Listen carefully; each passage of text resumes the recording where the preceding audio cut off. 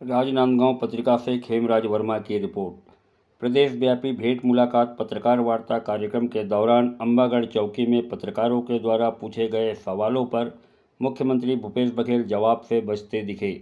साल भर बचे आम चुनाव को मद्देनजर रखते हुए मुख्यमंत्री द्वारा किए जा रहे प्रदेश व्यापी भेंट मुलाकात कार्यक्रम को लोग चुनावी दौरा मानकर चल रहे हैं।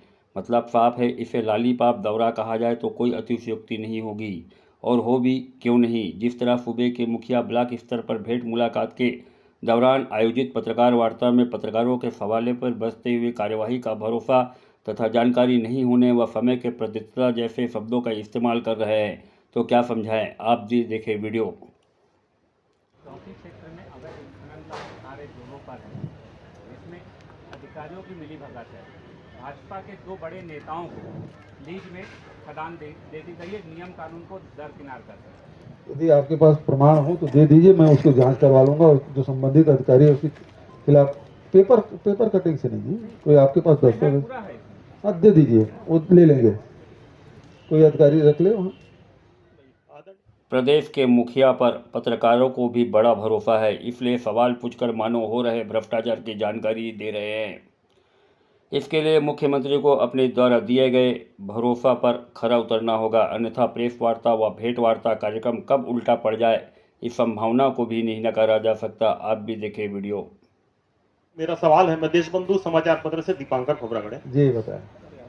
32% आरक्षण को लेकर आदिवासी जो समुदाय है वो जगह जगह आंदोलन कर रहे हैं, और छत्तीसगढ़ राज्य के अंदर में जब से राज्य बना है उस समय से फर्जी आदिवासी के सर्टिफिकेट प्रमाण पत्रों पर कई लोग नौकरी कर रहे हैं। उनके खिलाफ आप क्या कार्रवाई और कब करेंगे? दो महत्वपूर्ण सवाल, पहला आरक्षण को लेकर, दूसरा फर्जी जाति प्रमाण पत्र को लेकर। दोनों अपने आप में महत्वपूर्ण है। जहां तक के आरक्षण की बात है, 32% आरक्षण के बाद तो छत्तीसगढ़ बना उसके बाद से लागू हो जाना चाहिए। भारत सरकार 2004 या 2005 में पत्र लिखा था और उसको दबा के रखे थे रमन सिंह जी, और पूरा 8 साल दबा कर रखे। मतलब 2012 में फिर जब आदिवासी आंदोलन किए 11 में, तब जाके लागू किया, और वो भी जो ऐसे लागू किया जिससे वो स्टे मिल जाए, और हुआ यही, कोर्ट में चलता रहा। 2012 के से लेके 2018 तक के उनकी सरकार रही, लेकिन एक भी एडिशनल डॉक्यूमेंट वो कोर्ट में जमा नहीं किए जिससे प्रमाणित कर सके कि उन्होंने जो कदम उठाया, राज्य सरकार ने कदम उठाया, वो सही है। और इसी बिना पे वो जो निर्णय था रमन सरकार का, उसको कोर्ट ने खारिज कर दिया। खारिज करने के बाद स्थिति ये बनी कि जो मध्य प्रदेश में जो आरक्षण की नीति थी वो लागू हो गया।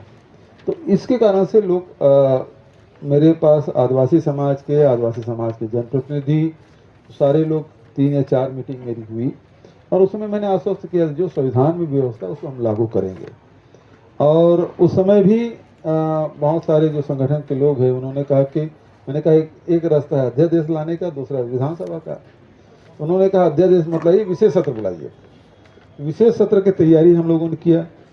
अब वो सत्र बुलाने के पहले हम लोगों को कैबिनेट में अप्रूवल लेना है, कैबिनेट के पहले हमको TAC ट्राइबल एडवाइजरी कमेटी की भी मीटिंग करना है, तो सारी तैयारी करने में समय लगता है। और इसलिए हमने 1-2 दिसंबर को, क्योंकि अब 1 दिसंबर 2 दिन का इसलिए करना पड़ा क्योंकि मनोज मंडावी जी हमारी विधानसभा के उपाध्यक्ष थे, उनको श्रद्धांजलि देनी होगी, और दूसरे दिन फिर इसमें चर्चा होगी, इसलिए हमने 2 दिन का रखा। लेकिन अब हमारे आदिवासी समाज के लोग बहुत भोले भाले होते हैं, और इसमें कुछ लोग विघ्न संतोषी लोग घुस के उनको बरगलाने का काम तत्काल बुलाना चाहिए। तो तैयारी करनी पड़ेगी आपको, तैयारी के लिए समय चाहिए। और कोई अब 15-20 दिन में ऐसा कुछ नहीं हो सकता जिससे 15-20 दिन के समय में कोई पहाड़ टूटने वाला नहीं है जिसे तत्काल कर दिया। उसी तैयारी लगेगी भाई। TAC बैठक बुलाना है, TAC बैठक बुलाने के लिए मतलब ये है कैबिनेट में तत्काल बुला सकता हूँ, लेकिन TAC बैठक है उसको आपको 8 दिन का समय देना ही पड़ेगा, उसको नोटिस देना पड़ेगा, तब आप बुला सकते हैं। उसके पहले आप 60 नोटिस में आप नहीं बुला सकते TAC बैठक, उसमें नियम है।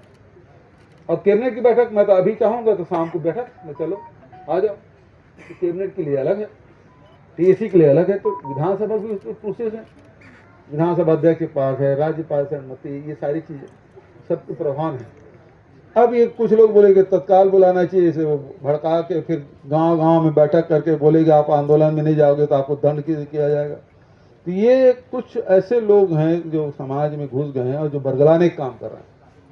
भारतीय जनता पार्टी समय इन लोगों मुंह नहीं खुलता था,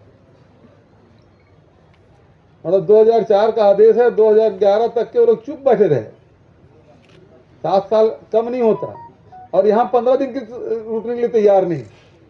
ये बड़ी हास्यास्पद स्थिति है।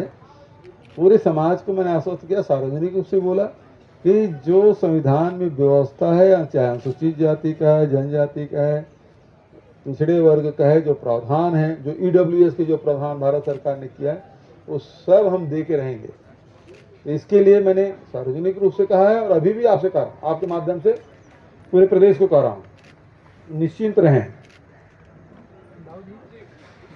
अरे सेकंड सवाल। अच्छा, अब इधर हो रहा, थोड़ा इधर भी हो गया। नहीं वो जाती सर, अच्छा एक मिनट, फर्जीवाड़ा वाला एक ही सवाल बहुत लंबा हो जाता है। फर्जीवाड़ा के मामले में इसकी कमेटी है और उसके समय समय पे ट्राइबल एडवाइजरी कमेटी में भी ये बात उठती है। बने हुए हैं, लैब बने हुए हैं, अरबों रुपया का खर्च हुआ है, लेकिन छात्र छात्राओं को इसका लाभ या डिजिटल भारत का लाभ नहीं मिल पा रहा है छत्तीसगढ़ में। देखिए, उसकी शुरुआत हुई थी और कई जगह मैंने भी निरीक्षण किया तो उसका लाभ ले रहे थे। अब यदि आपने जानकारी दी है तो इसके फिर से परीक्षण करा लेते हैं। क्षेत्रीय विकास के बल पर नक्सलवाद का खात्मा, इस दिशा में सरकार